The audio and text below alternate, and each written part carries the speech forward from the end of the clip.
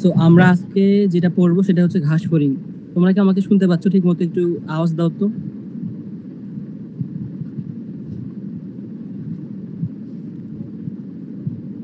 জি ভাইয়া, কথা শোনা যাচ্ছে। আচ্ছা, ঠিক আছে। তো এর আগে আমরা হচ্ছে হাইড্রা পড়ছি। হাইড্রা যারা ক্লাস করেনি তাদের জন্য একটা লিংক আমি অলরেডি আমাদের হচ্ছে হোয়াটসঅ্যাপ গ্রুপে দিয়ে দিই, সেখান থেকে হাইড্রাটা হচ্ছে করে নিবা। দেখাচ্ছে নেট। ওকে, তো ঘাস ফড়িং থেকে আমাদের একটা সিকিউ এখান থেকে আসে, সেটা বোর্ডে বলো বা কলেজের যে কোনো পরীক্ষাতে বলো। সো এখান থেকে একটা সিকিউ ধরো মাস্ট, এবং এখান থেকে বেশ কয়েকটা এমসিকিউ আসে। এবং এই ঘাস ফড়িং টপিকটা একটু হচ্ছে কঠিন লাগতে পারে, বাট আশা করি আমরা সবগুলো ক্লাস করার পরে খুব একটা কঠিন লাগবে না। তো এই যে আমরা ঘাস ফড়িং করবো, তবে এটা ঘাস ফড়িং এর প্র্যাকটিক্যালটা আমরা পাবো না, আমরা পাবো হচ্ছে তেলাপোকার প্র্যাকটিক্যাল। সো মানে পড়বো তোমরা ঘাস ফড়িং, আর প্র্যাকটিক্যাল হবে তেলাপোকা দিয়ে। তো এটা কেন? কারণ আমাদের আসলে ঘাস ফড়িং সবসময় অ্যাভেলেবল থাকে না।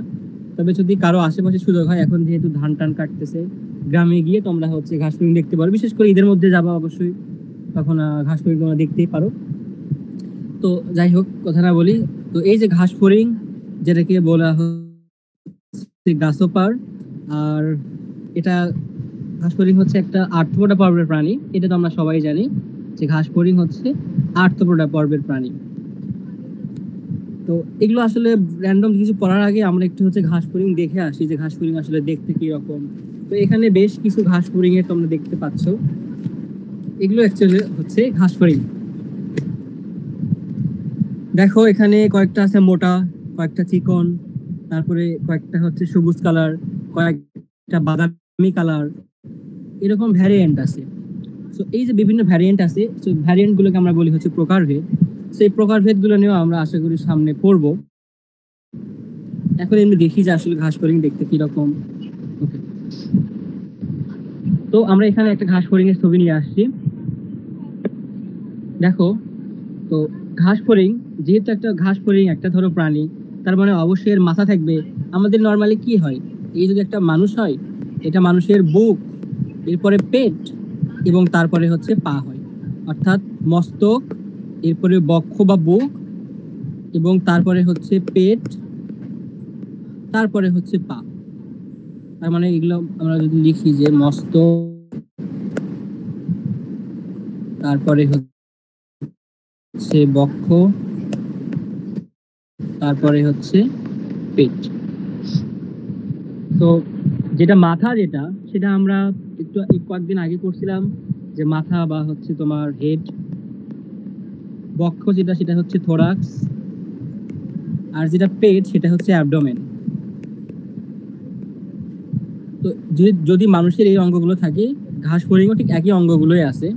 দেখো ঘাস ফড়িং এর মাথা আছে, মাথা, এরপরে বক্ষ আছে, এ পর্যন্ত ঘাস ফড়িং এর বক্ষ, এবং তারপরে যেগুলো আছে এগুলো হচ্ছে তোমার আলটিমেটলি ঘাস ফড়িং এর পেটই ধরতে পারো। সো পেট বা হচ্ছে উদর। দেখো এই অর্গানগুলো আমাদের একটু চিনতে হবে, কারণ এই অর্গানগুলো নিয়ে আসলে আমাদের বিস্তারিত পড়াশোনা হবে। ধরো একটা আমরা পড়বো, মাথা নিয়ে পড়বো, এরপরে আমরা বক্ষ নিয়ে পড়বো, তারপরে আমরা ফাইনালি পেট নিয়ে পড়বো। তো সিরিয়ালটা এখানে মেনটেন করবো আমরা। প্রথমত মাথা, এরপরে পড়বো আমরা হচ্ছে পেট নিয়ে, এবং তারপরে আমরা ফাইনালি পড়বো হচ্ছে আগে বক্ষ, তারপরে পড়বো আমরা হচ্ছে পেট নিয়ে। দেখো এই যে মাথার কয়টা অঙ্গ আমরা পরে ভাগ করতে পারবো, সমস্যা নাই। তবে বক্ষতে আগে আসি। বক্ষতে তিনটা ভাগ করা হয়। বক্ষতে ভাইয়া তিনটা ভাগ করা হয়, একটা হচ্ছে অগ্রবক্ষ, একটা হচ্ছে মধ্যবক্ষ, এবং একটা হচ্ছে পশ্চাৎবক্ষ। অগ্রবক্ষ, মধ্যবক্ষ, এবং হচ্ছে পশ্চাৎবক্ষ। অর্থাৎ এই বক্ষকে কয়েকটা পার্ট করছে, তিনটা পার্ট করছে, অগ্র, মধ্য, পশ্চাৎ। তো বক্ষ চিনলাম, ঠিক আছে। এরপরে আসে, দেখো ঘাস ফড়িং এর মাথায় এরকম সুতার মতো দুইটা থাকে, বা তেলাপোকার মাথায় পাওয়া, যেগুলোকে আলটিমেটলি হচ্ছে বলা হয় অ্যান্টেনা। এই অ্যান্টেনা গুলো দিয়ে কি করে, সেই স্পর্শ বা অনুভূতি অনুভব করতে পারে অ্যান্টেনা দিয়ে। এরপরে অ্যান্টেনার পরে দেখো ঘাস ফড়িং এর চোখ দেখা যাচ্ছে, চোখ। তো ঘাস ফড়িং এর চোখ আবার এখানে আমরা দুইটা ভাবে পাবো। একটা হচ্ছে ওসেলাস, তারপরে পুঞ্জাক্ষী, দুইটা ভাবে পেতে পারি। তো মনে রাখো এই দুইটা মিলে হচ্ছে আমরা ধরো বলছি ঘাস ফড়িংয়ের চোখ। এরপরে ঘাস ফড়িংয়ের মুখের নিচে যে এক্সট্রা যে অর্গানগুলো আছে, মুখের নিচে এক্সট্রা যে অর্গানগুলো আছে, মুখের নিচে অর্গান বা অঙ্গ যেহেতু মুখের নিচে আছে, যার কারণে এগুলোকে বলা হয় মুখোপাঙ্গ, অর্থাৎ মুখের সাথে যে উপাঙ্গগুলো লেগে থাকে সেগুলোকে বলা হয় মুখোপাঙ্গ। আচ্ছা, এটাও বুঝলাম। তারপরে আসি ঘাস ফড়িংয়ের ডানা নিয়ে। ঘাস ফড়িংয়ের ডানা দুই ধরনের ডানা থাকে, একটা হচ্ছে সম্মুখ ডানা, উপরের ডানাটা, এবং আরেকটা হচ্ছে পশ্চাৎ ডানা। একটা হচ্ছে সম্মুখ ডানা এবং আরেকটা হচ্ছে পশ্চাৎ ডানা। তো ডানা কয়টা? দুইটা, একটা সম্মুখ এবং আরেকটা হচ্ছে পশ্চাৎ। জাস্ট এইটুকুই মনে রাখো যে ঘাস ফড়িংয়ের ডানা দুইটা, একটা সম্মুখ একটা হচ্ছে পশ্চাৎ। তো এই যে সম্মুখ যে ডানাটা আছে এটা অ্যাকচুয়ালি কোনো কাজ করে না, এটার মেইন কাজ হচ্ছে আবরণ দেওয়া বা ঢেকে রাখা। ঢেকে রাখা কাকে আবরণ দিবে? এই যে পশ্চাৎ যে বক্ষ বা পশ্চাৎ যে পাখা বা ডানাটা আছে সেটাকে যেহেতু ঢেকে রাখছে, তো সেটাকে আবরণ দিচ্ছে। মেইনলি সম্মুখ যে ডানাটা সেটা উঠতে কোনো সহায়তা করে না, মেইনলি ওড়ার কাজটা করে হচ্ছে পিছনের ডানাটা। তার মানে সম্মুখ ডানা উঠতে সহায়তা করে না, পিছনের ডানা উঠতে সহায়তা করে। আচ্ছা, ডানা নিয়ে কথা বলা শেষ আমাদের। তারপরে আসি ঘাস ফড়িংয়ের পা নিয়ে। তো ঘাস ফড়িংয়ে তিন ধরনের পা দেখা যায়। আমি যদি একটা ধরো নর্মাল একটা ঘাস ফড়িং, এটা ধরো একটা ঘাস ফড়িং, তিন ধরনের পা দেখা যাবে, এক সেট, দুই সেট, এরপরে হচ্ছে তিন সেট। সো এই যে তিন ধরনের পা, এই তিন ধরনের পায়ের মধ্যে সব থেকে পেছনের যে পাটা আছে এটা সব থেকে বড় হয় এবং এটাই হচ্ছে পেছন থেকে যেন লাফ দিয়ে চলতে পারে। দেখো এই পেছনের পাটা, এই পাটা হচ্ছে পেছনের পা, এটা দিয়ে পিছনে যখন পাঞ্চ করে বা পিছন থেকে লাফ দিয়ে সামনের দিকে যেতে পারে, সো এটাকে আমরা বলি হচ্ছে পশ্চাৎ পা। পশ্চাৎ পা, বা যেহেতু লাফ দিয়ে চলাচল করে এটা দিয়ে, সো এটাকে বলা হয় লাফিয়ে পা, আবার লাফ দিয়ে চলে সেটা। বা এটা এখান থেকে আমরা বলতে পারি হচ্ছে পাওয়ার ক্রিয়েট করে এই পা দিয়ে। তার মানে দেখো ঘাস ফড়িংয়ের পায়ের প্রকারভেদ হচ্ছে তিনটা। প্রথম পাগুলো দিয়ে হাঁটাহাঁটি করে বা নর্মাল কাজ করে, তবে লাফানোর জন্য সে ব্যবহার করে পেছনের পা যেটা সেটা। তো যে পায়ে মাংস বেশি, পেশি বেশি থাকে, সে পা দিয়ে হচ্ছে সে লাফ দেয়, এবং যেহেতু লাফ দেয় সেটাকে আমরা বলতে পারি পাওয়ার। এখানে চিত্র থেকে মোটামুটি যেগুলো আছে সেগুলো নিয়ে আমরা কথা বলছি। এখন আমি এক এক করে তোমাদের থেকে শুনবো, তার আগে আরেকবার করে বলে দেই যে ঘাস ফড়িংয়ের দেহকে মোটামুটি তিনটা ভাগে ভাগ করা যায়। একটু আরেকটা পেজ নেই এখানে।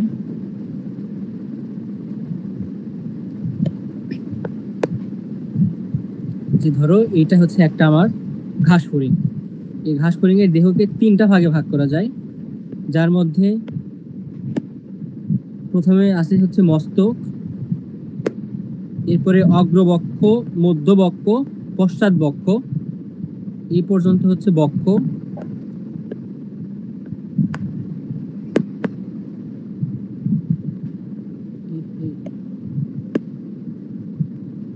এটা হচ্ছে মাথা,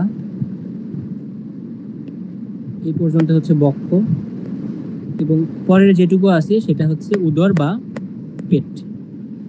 এরপর দেখলাম আমরা মাথার এখানে দুইটা অ্যান্টেনা থাকে, অ্যান্টেনা আমরা চিনি। এরপরে মাথার এখানে চোখ থাকে, ওসিলি বা পুঞ্জাক্ষী থাকে।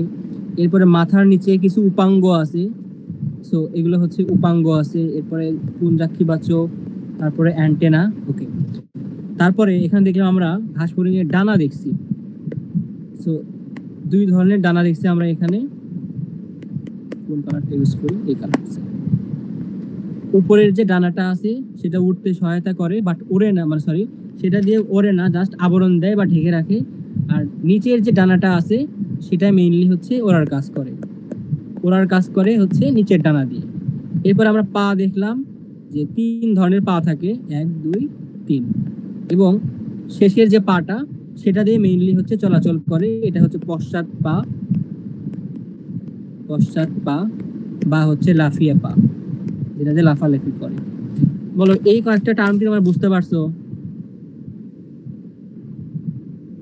জি ভাইয়া বুঝছি। ওকে, ধন্যবাদ। এবার তোমাদের মধ্যে কেউ একজন আমাকে এই চিত্রটা দেখে দেখে বলো, কে বলবা?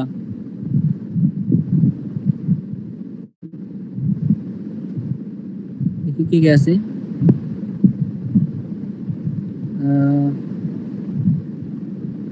সামিয়াতে কেবল আসলো। রুফায়দা বলতে পারবা? ট্রাই করি।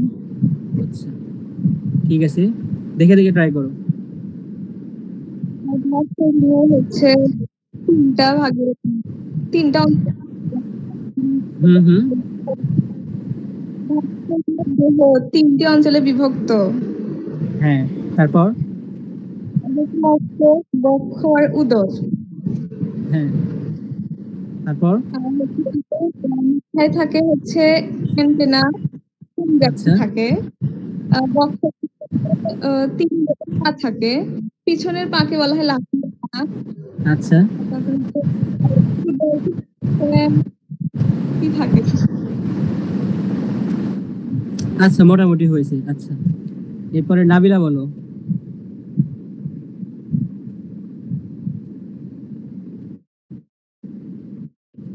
ঘাস হরিণের দেহকে তিনটি ভাগে ভাগ করা হয়। প্রথমটা মাথা, তারপরে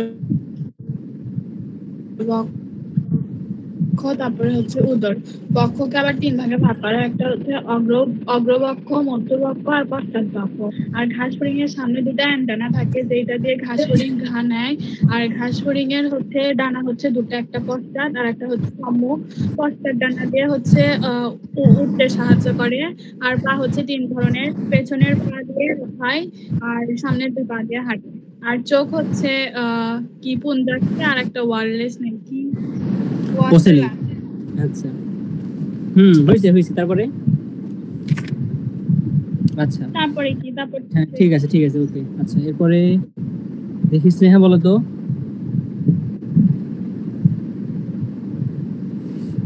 দেখে দেখে বলো, স্নেহা আপু বলো। ঘাস হরিণের হচ্ছে তিনটা অংশ, আচ্ছা। মাথা, বক্ষ আর হচ্ছে উদর। হুম। বক্ষ হচ্ছে আবার তিনটা অংশ, অগ্রবক্ষ, মধ্যবক্ষ আর হচ্ছে পিছন মানে পশ্চাৎ বক্ষ। এর হচ্ছে দুটা ডানা আছে, একটা হচ্ছে সম্মুখ ডানা আর হচ্ছে পশ্চাৎ ডানা। সম্মুখ ডানা হচ্ছে উঠতে সাহায্য করে না, এমনি জাস্ট আবরণ হিসেবে ব্যবহার করে। আর পিছনের ডানাটা দিয়ে উঠতে সাহায্য করে। আর এর হচ্ছে তিন ধরনের পা আছে, পিছনের পা দিয়েই লাফিয়ে চলে, এটাকে লাফিয়ে পা বলে। আর চোখ আছে যেটা বলে পুঞ্জাক্ষী, আর অ্যান্টেনা আছে দুটা। হ্যাঁ হ্যাঁ, ঠিক আছে, হয়েছে। আচ্ছা, তো দেখো, আমরা এই যে এটা নিয়ে পড়লাম, ঘাস ফড়িং নিয়ে পড়লাম। এখন এই ঘাস ফড়িং এটা যেহেতু একটা ধরো লেয়ার নিয়ে পড়লাম, যে উদর পেটের উপর ধরো চামড়া এখন, বা স্কিন আর কি, ত্বক। তো এর যে ত্বকটা হয়, দেখো ঘাস ফড়িং না তেলাপোকা, তুমি যদি এর উপর পানি ফেলো বা দেখবা এই পানির মধ্যেও কিন্তু এই হচ্ছে চকচক করে, তার মানে এর গায়ে কিন্তু পানি লেগে থাকে না। তার মানে এর গায়ের ওপর এমন কোন একটা শক্ত আবরণ থাকে, যে আবরণের কারণে কি হবে, শক্ত হবে, আবার একই সাথে পানিটাও ধারণ করবে না। ধরো হচ্ছে যে নর্মালি এটা হচ্ছে তার উদর বক্ষ বা মাথার যে লেয়ারটা, সেটা এর ওপর দুইটা লেয়ার থাকে। প্রথম যে লেয়ারটা থাকে এটা হচ্ছে একটা লেয়ার, এই লেয়ারটাকে শক্ত করে যাতে মজবুত হয়, হার্ড হয়। এবং তারপরে আরেকটা লেয়ার থাকে, ধরো ইয়েলো কালার যে লেয়ারটা, এই লেয়ারটা কাজ করে হচ্ছে তাকে যেন পানি থেকে যেন রক্ষা পায়, বা এতে যেন পানিটা না লেগে থাকে, মানে যার কারণে তেল তেলে বা চকচক করে। তার মানে দেখো, আমাদের এখানে লেয়ার পাচ্ছি, আমরা উপরের দিকে লেয়ার পাচ্ছি হচ্ছে তিনটা। একটা হচ্ছে হলুদ কালারের, একটা একটা সবুজ কালারের, একটা আর যেটা ত্বক যেটা, সেটা তো আমরা নর্মালি দেখতেই পাচ্ছি। তো দেখো, দুইটা ওয়ার্ড আমরা একটু শিখি, যে কাইটিন, এটা তোমরা বারবার বিভিন্ন জায়গায় পড়ছো, কাইটিন এবং হচ্ছে কিউটিকল।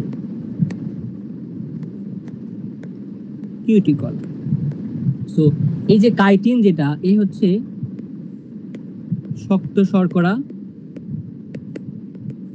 এবং যেটা কিউটিকল, এই হচ্ছে মোম জাতীয়, যেটা তেলাপোকা বা ঘাস ফড়িংয়ের গায়ের উপরে থাকে, তার মানে এই হচ্ছে মোম জাতীয়, বা ধরো হচ্ছে লিপিড বা স্নেহ, লিপিড বা হচ্ছে স্নেহ।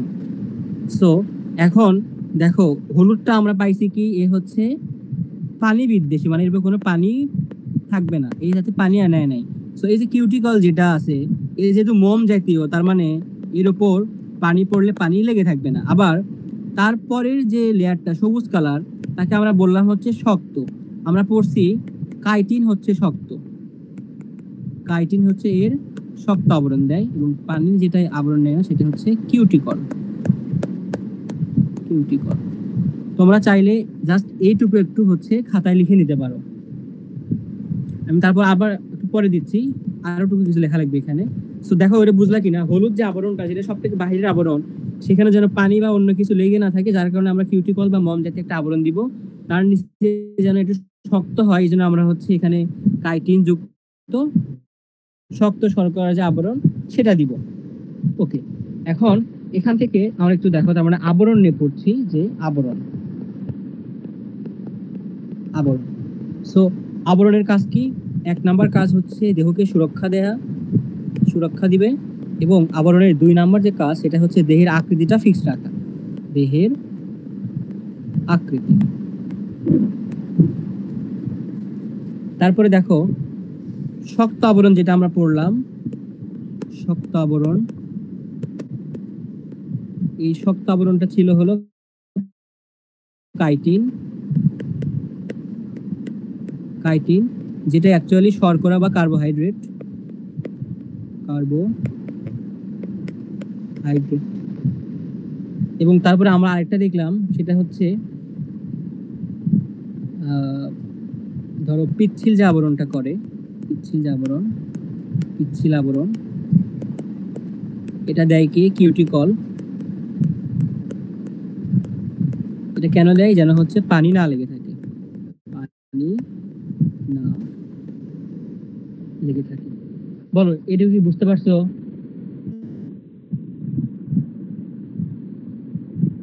এটুকু কি বুঝতে পারছো? জি ভাইয়া যদি বুঝছি। বুঝে থাক তাহলে হচ্ছে একটু তুলে নাও। কি হয়ে গেল?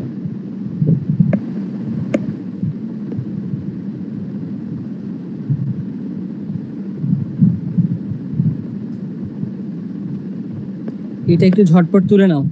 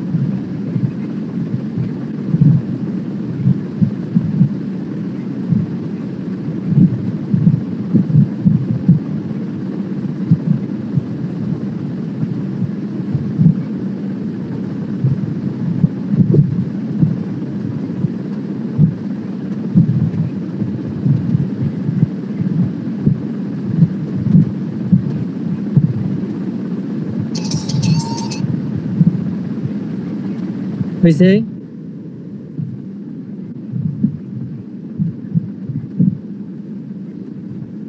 আশা করি তোমাদের তোলা হয়েছে।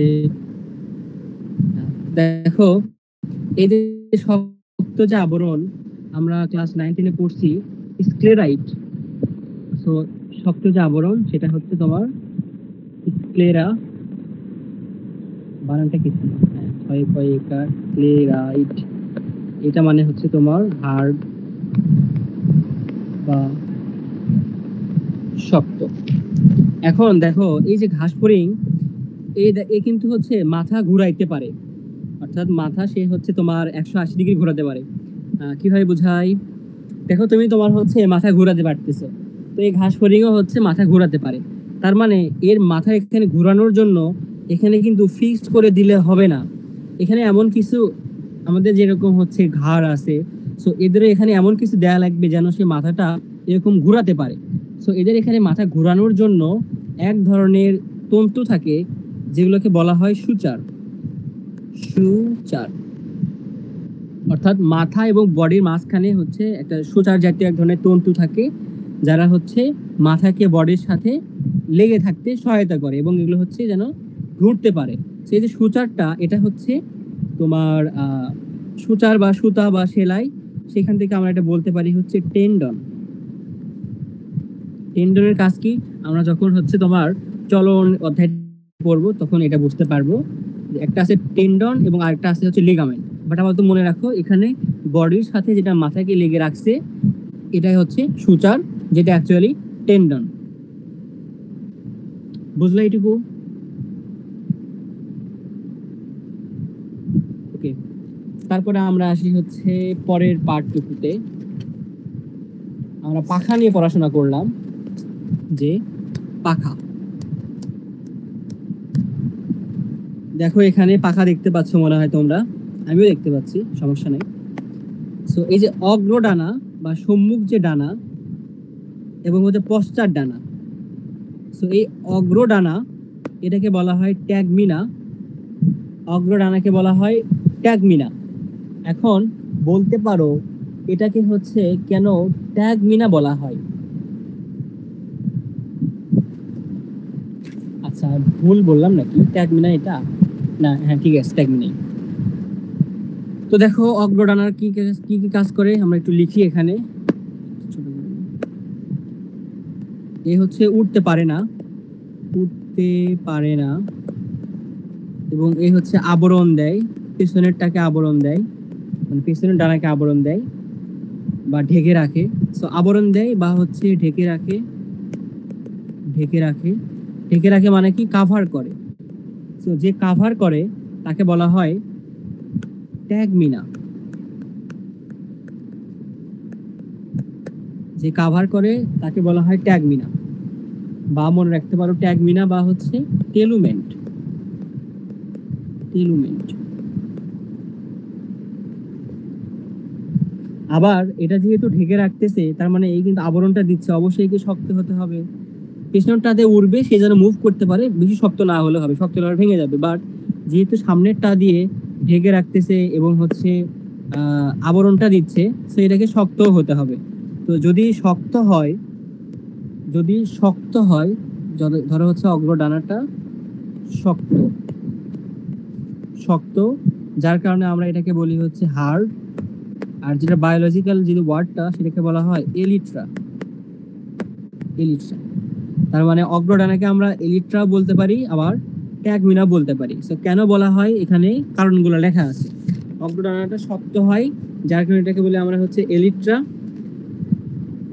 আবার অগ্র ডানাটা কাভার করে যার কারণে আমরা অগ্র ডানাকে বলি হচ্ছে ট্যাগমিনা।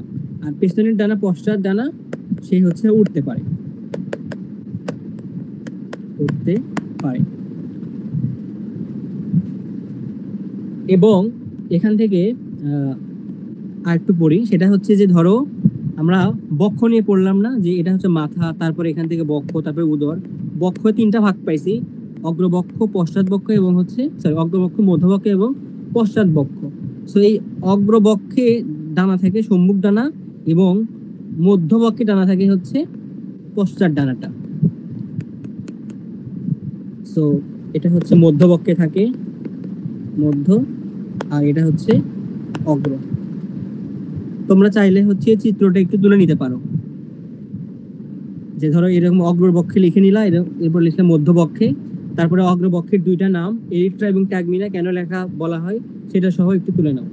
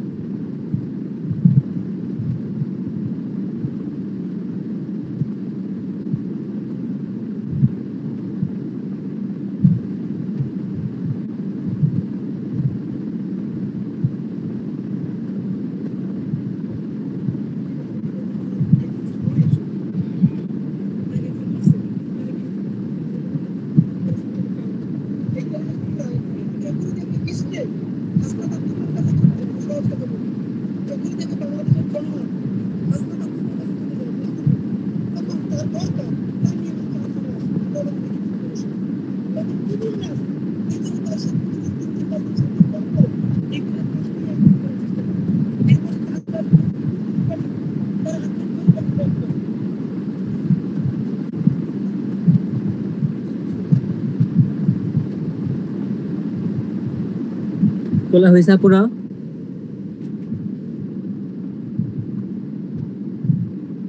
আচ্ছা, তোমরা কি কথা বলছো না কেন?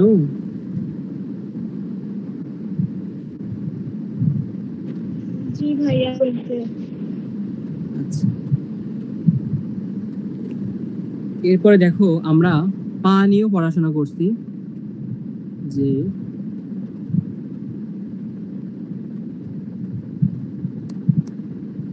পা নিয়ে কি দেখলাম, যে যদি এটা হচ্ছে ঘাস ফড়িং হয়, এর হচ্ছে তিন, দেখো পা গুলোকে একটু দেখাই। ধরো এ পর্যন্ত হচ্ছে তার পেট, এবং তার আগে যেগুলো আছে সেগুলো হচ্ছে বক্ষ। বক্ষের তিনটা ভাগ আছে, তিনটা ভাগ আমরা এখানে দেখতে পাচ্ছি। এবং পা গুলো কিরকম করে হয় দেখো, অগ্রবক্ষে থাকে তিনটা পা, সরি দুইটা পা, এরপরে হচ্ছে মধ্যবক্ষে দুইটা পা, এরপরে ফাইনালি পশ্চাৎ বক্ষে দুইটা পা, মানে দুই পার্শ্বে কিন্তু দুইটা করে পা থাকে। এবং পা গুলোর যেটা পশ্চাৎ বক্ষে যেটা থাকে, পশ্চাৎ বক্ষে যে পাটা থাকে সেটা অ্যাকচুয়ালি লাফিয়ে পা, লাফিয়ে পা।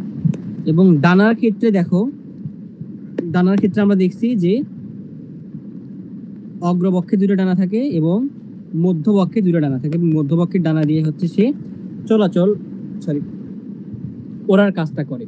আমরা দেখো আলটিমেটলি আমরা লিখতে চাই এখানে যে ধরো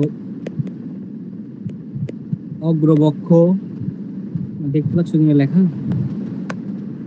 এরপরে হচ্ছে মধ্যবক্ষ, তারপরে হচ্ছে পশ্চাৎ বক্ষ।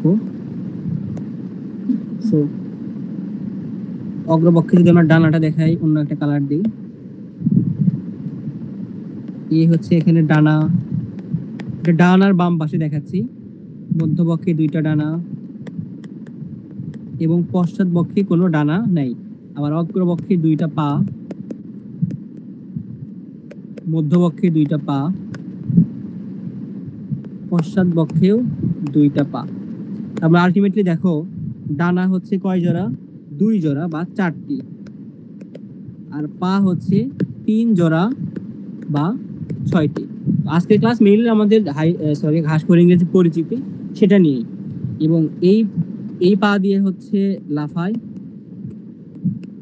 আবার এই ডানার এই দুই ডানা দিয়ে হচ্ছে ওড়ে। তোমরা চাইলে এটা একটু শর্ট করে নোট করে নিতে পারো, ঝটপট একটু নোট করে নাও এটা।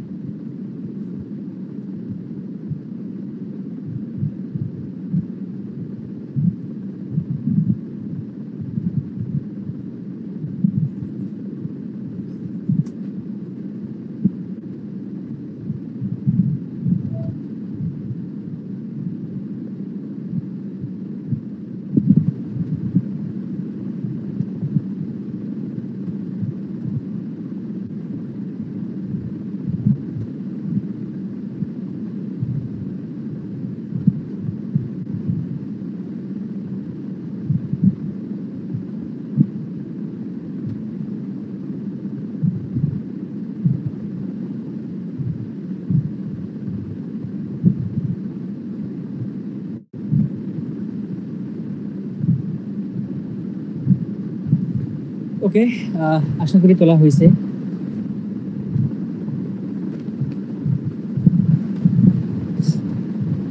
তো দেখো, আমরা আবার একটু হচ্ছে আমাদের বক্ষে ফিরে আসি। আমাদের না তো ঘাস ফড়িং, সো এটা হচ্ছে ঘাস ফড়িং এর ফুল দেহ। এই পর্যন্ত হচ্ছে পেট, এবং তার আগে পর্যন্ত হচ্ছে বক্ষ, এবং এখানে মাথা, এখানে ছিল হচ্ছে সূচার, তার সাথে এরকম ধরো হচ্ছে মাথা ছিল। এখন এই যে আমরা যেটাকে বললাম পশ্চাৎ যে বক্ষটা, সেটাকে বায়োলজিতে বলা হয় হচ্ছে কি মেটা থোরাক্স। যেটা অগ্রবক্ষ আগে যেটা থাকে, আগে মানে হচ্ছে প্রো বা আদি, সেটাকে বলা হয় প্রোথোরাক্স। আর যেটা হচ্ছে মাঝখানে যে বক্ষটা থাকে, সেটাকে বলা হয়, মাঝখানে যদি থাকে সেটাকে বলা হয় মেসোথোরাক্স। প্রোথোরাক্স, মেসোথোরাক্স, এবং হচ্ছে ফাইনালি লাস্ট থাকে হচ্ছে মেটাথোরাক্স। তো এই যে থোরাক্স যেটা থাকলো, আচ্ছা এই নামগুলো বুঝতে পারলাম। তারপরে কি হলো, এখানে নিচের দিকে একটা আবরণ থাকে, যেটা আমাদের বুকের দিকে যে আবরণটা থাকে, মানে ধরো হচ্ছে সামনের দিকে যে আবরণটা থাকে, সেটাকে বলা হয় চেস্ট, বা চেস্ট, যেটাকে আমরা বায়োলজিক্যাল ওয়ার্ডে বলবো হচ্ছে স্টারনাম। আর যে আবরণটা উপরের দিকে থাকে, মানে পিঠের দিকে বা উপরের দিকে যেটা থাকবে, সেটাকে আমরা বলবো হচ্ছে, এটা হচ্ছে যেহেতু পিছনের দিকে থাকে, ব্যাক, সো এটাকে বলা হয় টার্গাম। আর চেস্ট এটা হচ্ছে সামনে থাকে। বুঝতে পারতেছো? আমাদের সামনে মানে বুক যেটা, চেস্ট যেটা, সেটাকে ঘাস ফড়িংয়ের ক্ষেত্রে বলা হয় স্টারনাম। আর যেটা আমাদের পেছনে যেটাকে আমরা বলি পিঠ, সো ঘাস ফড়িংয়ের ক্ষেত্রে সেটাকে আমরা বলি হচ্ছে টার্গাম। এবং প্রোথোরাক্স, মেসোথোরাক্স, এবং হচ্ছে মেটাথোরাক্স, এইটুকু একটু নোট করে নাও। আচ্ছা, তার আগে বলে, বুঝতে পারছো নামগুলো কিভাবে কি নাম হইলো?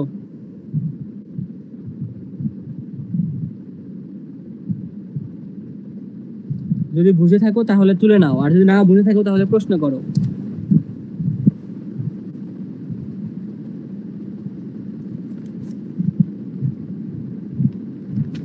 এরপরে আমরা পড়বো হচ্ছে আমাদের আজকের মেইন যে পড়া, সেটা হচ্ছে মস্তক বা মাথা।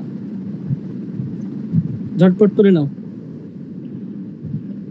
স্ক্রিন তো দেখা যায় না। কোথায়? আমার স্ক্রিন তো দেখা যাচ্ছে, আমি তো এখানে ল্যাপটপে দেখছি। সবাইকে দেখতে পাচ্ছ না?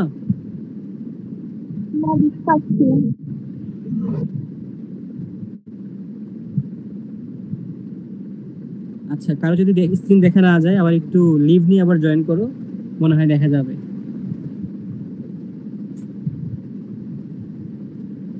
আচ্ছা, আমি চাইলে তোমাদেরকে এগুলো হচ্ছে ছবি দিতে পারতাম, মানে পিডিএফ বা ছবি তুলে দিতে পারতাম, বাট তোমরা সেগুলো তোলো না, যার কারণে এখনই লিখে নিচ্ছি। সময় লাগতেছে, লাগুক। এমনিতে অফলাইনে ক্লাস করতে গেলে খাতা তুলতে সময় লাগতোই, অধৈর্য না হয়ে একটু ঝটপট তুলে ফেলো।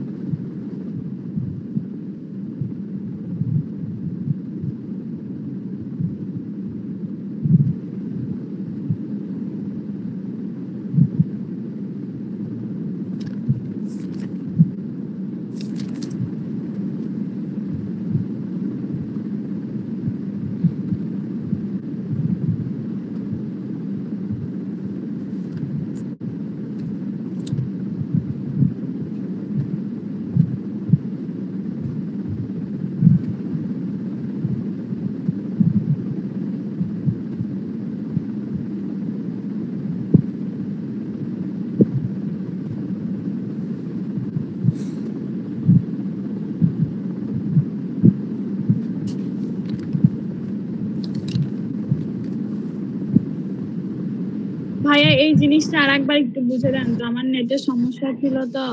আচ্ছা, দিচ্ছি। তো দেখো, এটা ফুল একটা ঘাস ফড়িং, যার পেছনের টুকুকে আমরা বলছি উদর বা পেট, এবং সামনের টুকু হচ্ছে মাথা। এবং এই ঘাস ফড়িং এর যেটা বক্ষ, সেটা তিনটা ভাগে বিভক্ত। প্রথমটাকে বলা হয় অগ্রবক্ষ, যেটার নামটা হচ্ছে প্রোথোরাক্স, প্রো মানে আদি। এরপরে মাঝখানেরটা হচ্ছে মধ্যবক্ষ, যেটাকে আমরা বলি মেসোথোরাক্স। এরপরে পেছনেরটা হচ্ছে পশ্চাৎবক্ষ বা হচ্ছে মেটাথোরাক্স, তার মানে প্রোথোরাক্স, মেসোথোরাক্স এবং হচ্ছে মেটাথোরাক্স। তারপরে আমাদের যেরকম বুক যেটা, চেস্ট যেটা, সো বুকের যে ঘাসফড়িংয়ের বুকের দিকের পার্টটুকুকে বলা হয় স্টারনাম, যেটা আমাদের হচ্ছে চেস্ট বা বক্ষ, স্টারনাম।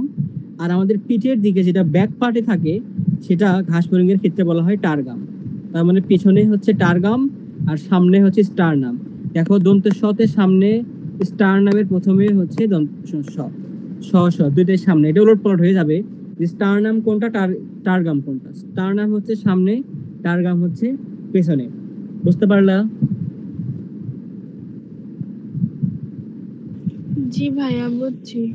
আচ্ছা, সবার কি তোলা হয়েছে এটা?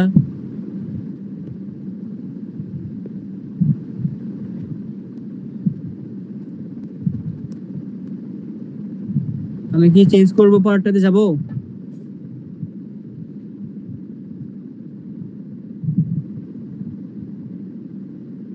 আচ্ছা, আশা করি সবার তোলা হয়েছে।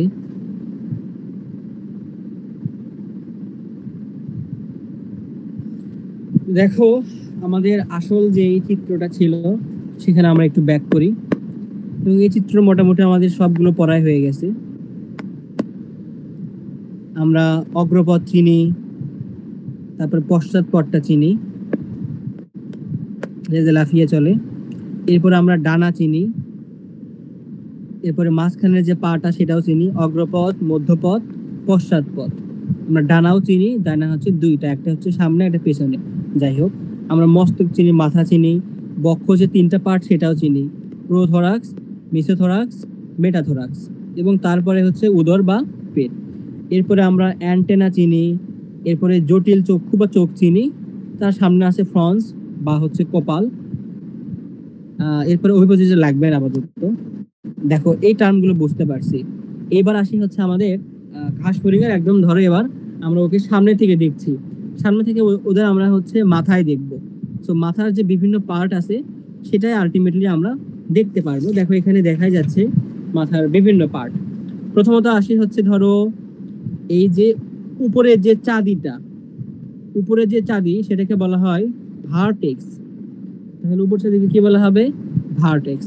তারপরে অ্যান্টেনা, অ্যান্টেনা তো আমরা চিনি, অ্যান্টেনা, এগুলো হচ্ছে অ্যান্টেনা। তারপরে সরল তিনটা চোখ থাকে, এইখানে একটা, এইখানে একটা, এইখানে একটা, যেই তিনটাকে মিলে বলা হয় ওসেলি বা সরল চোখ। আমি আবার দেখাই, এইখানে একটা সরল চোখ, এইখানে একটা, এইখানে একটা, এই তিনটাকে মিলে বলা হয় ওসেলি বা সরল চক্ষু। আর জটিল কোণগুলো এই যে মাথার দুই সাইডে দেখতে পাচ্ছ, এইগুলো হচ্ছে জটিল চক্ষু। মাথার দুই সাইডে হচ্ছে জটিল চক্ষু বা পুঞ্জাক্ষী। আর সামনে যে তিনটা চোখ দেখলাম সেই তিনটা হচ্ছে সরল চোখ বা ওসিলি। এরপরে ফ্রন্স, এই যে এটাকে আমরা বললাম হচ্ছে এটুকুকে বলতেছি ফ্রন্স। যেমন আমাদের সামনে হচ্ছে ফ্রন্ট বা ফ্রন্ট, যেমন ফ্রন্টাল, ফ্রন্টাল মানে হচ্ছে কপালের যে হাড়গুলো সেগুলো। সো ঘাসফড়িংয়ে ঠিক একই রকম আছে হচ্ছে ফ্রন্স। ফ্রন্স থেকে কি মনে রাখবা? যে ফ্রন্টাল বা কপাল। আচ্ছা, এরপরে আসি হচ্ছে জেনা। জেনা মানে হচ্ছে গাল। এই যে দুই সাইডে আমাদের যেরকম দুইটা গাল আছে, তো ঘাসফড়িংও ঠিক একই রকম আছে, এটাকে বলা হয় জেনা বা গাল। তোমরা এগুলো পরে একটু লিখে নাও, আমি আবার লিখে দেবো, সমস্যা নেই, আপাতত মনে রাখো। তারপরে এই সামনের এইটুকু, এটাকে বলা হয় ক্লাইপিয়াস। এই যে এইটুকুকে বলা হয় ক্লাইপিয়াস, ক্লাইপিয়াস।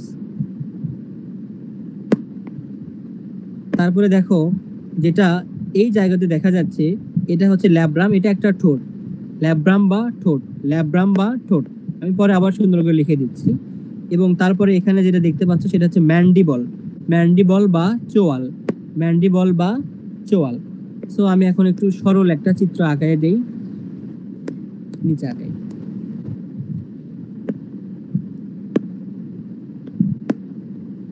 ধরো এই একটা হচ্ছে ঘাসফড়িং এর মাথা। সো এর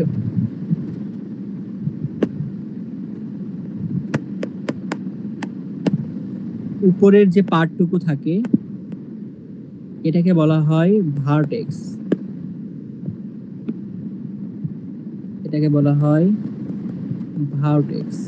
ওকে, এরপরে এখানে যে তিনটা চোখ থাকে, এখানে যে তিনটা চোখ থাকে, এই তিনটা চোখকে বলা হয় ওসেলি বা সরল চক্ষু। ওসেলি বা সরল চোখ। এরপরে দুই সাইডে যে চোখগুলো থাকে সেগুলোকে বলা হয় জটিল চোখ। জটিল চোখ বা পুঞ্জাক্ষী। আচ্ছা, এরপরে আমরা এই যে এই সাইডে দুই সাইডে পাইছি হচ্ছে জেনা বা গাল। এটা হচ্ছে জেনা বা গাল। এরপরে আমরা পাইছি হলো তোমার এই জায়গাতে আমরা কি পাইলাম, ওখানে কপাল পাইছি। এখানে ছিল হচ্ছে কপাল, সেটাকে বলা হয়, এখানে বলছে হচ্ছে ফ্রন্স। ফ্রন্স বানান কি? ফ্রন্স। তারপরে আমরা নিচের দিকে ঠোঁট পাইছি, এখানে ছিল হচ্ছে ঠোঁট, ল্যাব্রাম। ল্যাব্রাম বা হচ্ছে ঠোঁট। আচ্ছা, কপালটা আরেকটু বড় ছিল। এবং এইখানে একটা পাইছি, সেটা হচ্ছে ক্লাইপিয়াস। ক্লাইপিয়াস। বলো, এটুকু বুঝতে পারছো? উপরের টুকু হচ্ছে ভার্টেক্স, দুই সাইডে হচ্ছে দুইটা জটিল চক্ষু ওসিলি, মাঝখানে তিনটা থাকে হচ্ছে সরল চক্ষু বা সরি, জটিল চক্ষু হলে পুঞ্জাক্ষী আর সরল চক্ষু হলে ওসিলি। এরপরে থাকে হচ্ছে কপাল বা ফ্রন্স, তারপরে গাল থাকে হচ্ছে জেনা, তারপর ল্যাব্রাম বা ঠোঁট থাকে, এবং মাঝখানে থাকে হচ্ছে ক্লাইপিয়াস। এটুকু বুঝতে পারছো? হ্যাঁ ভাইয়া। আচ্ছা, তাহলে তুলে নাও একটু।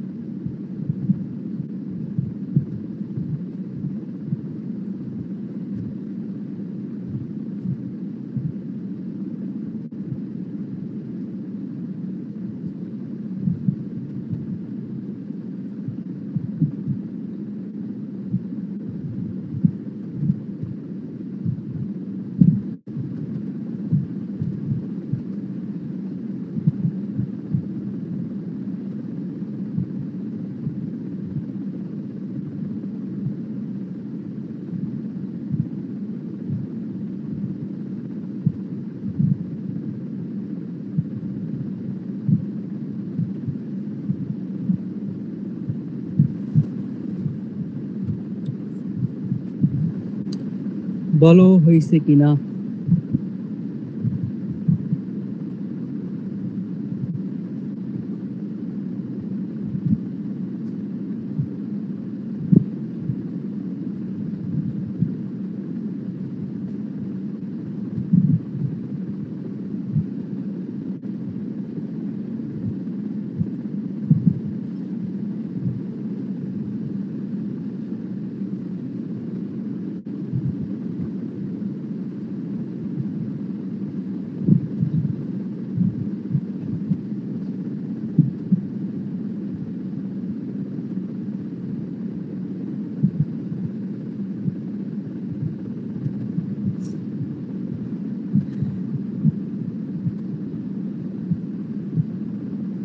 তোলা হয়েছে?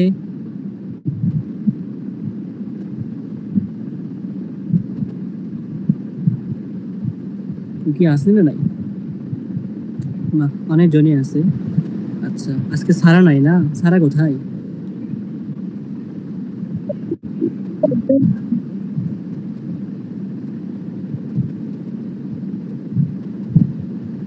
জি ভাইয়া, তোলা হয়েছে। আচ্ছা,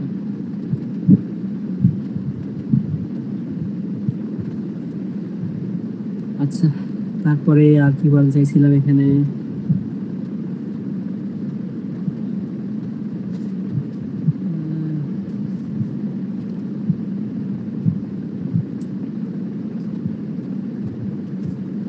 আচ্ছা, ঘাস ফড়িং এর মুখটা একটু পড়াই, বা সামনের দিকে যেটা বললাম সেটা একটু পড়াই।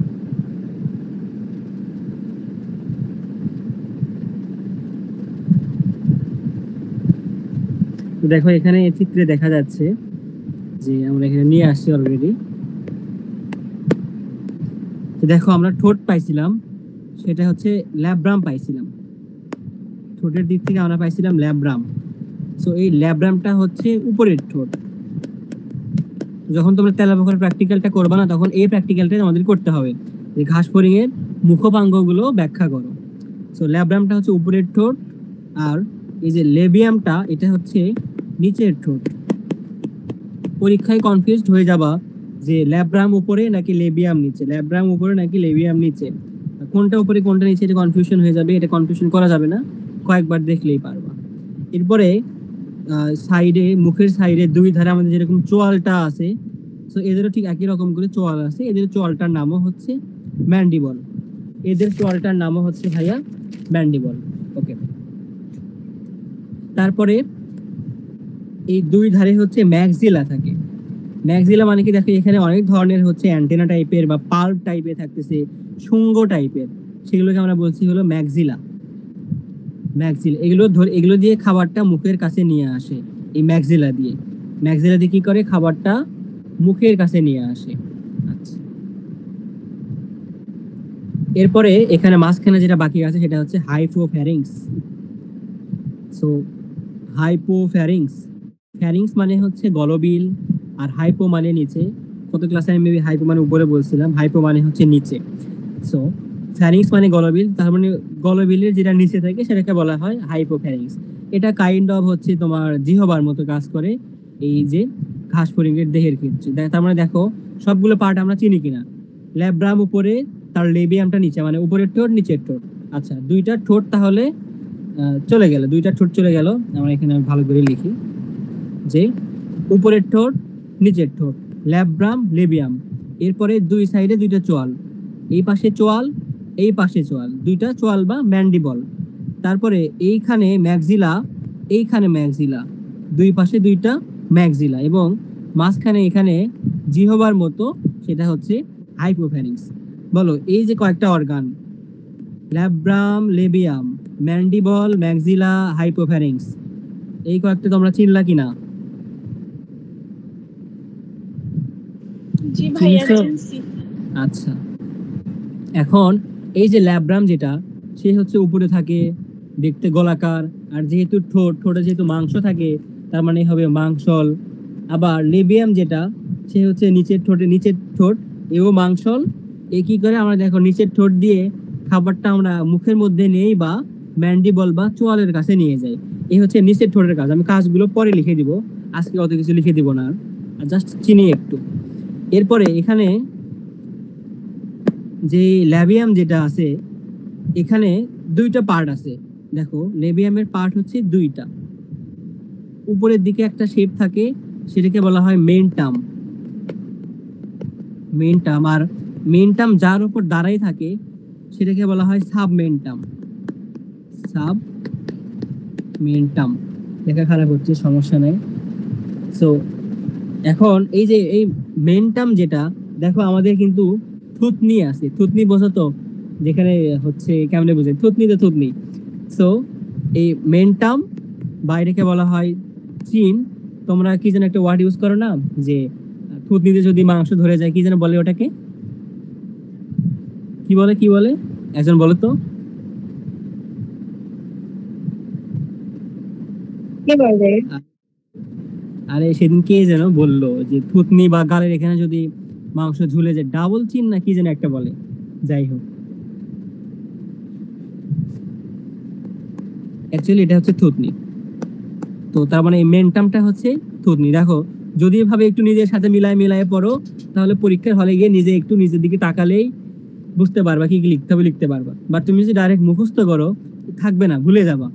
তো দেখো এই যে থুতনি বা মেন্টাম, থুতনির নিচে যেটা থাকে, যেমন ক্লাভিকুলার নিচে যেটা থাকে সেটাকে বলা হয় সাবক্লাভিয়ান। থুতনি বা মেন্টামের নিচে যেটা থাকে সেটাকে বলা হয় সাবমেন্টাম। ওকে, এবং এরপরে হচ্ছে দুইটা পার্ট ভাগ হয়ে গেছে, এই পার্টগুলোকে বলা হয় লিগুলি। So, কেন লিগুলি বলছে ওরা ভালো জানে, এত এত নাম দেওয়া এখানে আসলে মনে রাখা সম্ভব না। আর এই যে লিগুলি থেকে যে পাল্প গুলো বের হয়ে গেছে, পাল্প বা হচ্ছে তোমার চুলের মতো বা রশ্মির মতো যেটা বের হয়ে গেছে সেটাকে বলা হয় লিগুয়াল পাল্প। সো মেন্টামের উপরে হচ্ছে পুরো পার্টটাকে বলা হয় লিগুলি, দুইটা লিগুলি পার্ট করা। লিগুলি থেকে যে পাল্প বা রশ্মি যেটা বের হয় সেটাকে বলা হয় লেবিয়াল পাল্প। এখানে দেখতে পাচ্ছ লেবিয়াল পাল্প বের হয়েছে, লেবিয়াল পাল্প, সাবমেন্টাম, মেন্টাম এবং হচ্ছে লিগুলি। তার মানে দেখো লেবিয়ামটা বুঝতে পারছো, লেবিয়ামের চিত্রটা, যে লেবিয়ামে মেন্টাম, সাবমেন্টাম, লিগুলি, তারপরে আছে হচ্ছে লেবিয়াল পাল্প। বোঝা গেছে এইটুকু? জি ভাইয়া। এরপরে আজকে আর পড়বো না, এখানে আমার ম্যাক্সিলা বাকি রাখলাম। ম্যাক্সিলা নিয়ে সামনের দিন অনেক কথা বলতে হবে, এগুলো পার্ট এগুলো আবার নামের বিস্তারিত আছে, সেগুলো নিয়ে কথা বলবো। তো দেখো আজকে যে ক্লাসগুলো যেগুলো পড়ছি আমরা, প্রথমত হচ্ছে একটা ঘাস ফড়িং এর সবগুলো পার্ট নিয়ে পড়ছি, সেগুলো আশা করি তোমাদের ক্লাসে মুখস্থ হয়ে যাওয়ার কথা। তারপরে আবরণটা পড়লাম, আবরণ কেন শক্ত, কেন কাইটিন, কেন কিউটিকল। তারপরে আমরা পড়লাম হচ্ছে ঘাস ফড়িং এর ফুল একটা বডিতে কি কি আছে সেটা নিয়ে। তারপরে আমরা পড়লাম হচ্ছে ঘাস ফড়িং এর মাথা বা মস্তক নিয়ে। এরপরে আমরা পড়লাম ঘাস ফড়িং এর হচ্ছে ল্যাবিয়াম বা মুখভঙ্গ নিয়ে। তারপরে আমরা পড়লাম ঘাস ফড়িং এর ডানা নিয়ে। তারপরে আমরা পড়ছি ঘাস ফড়িং এর পা নিয়ে। তারপরে আমরা পড়ছি ঘাস ফড়িং এর বক্ষ নিয়ে, স্টারনাম, টার্গা। মোটামুটি ঘাস ফড়িং এর পরিচিতি সেটা মোটামুটি আমাদের শেষ। বলে এর মধ্যে কারো কোনো প্রশ্ন আছে?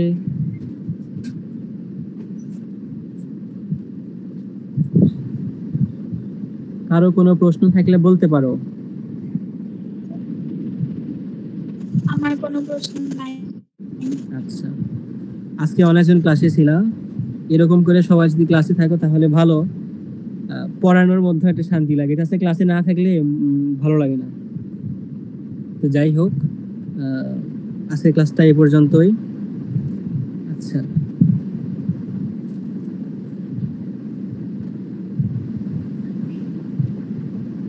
আচ্ছা স্নেহা,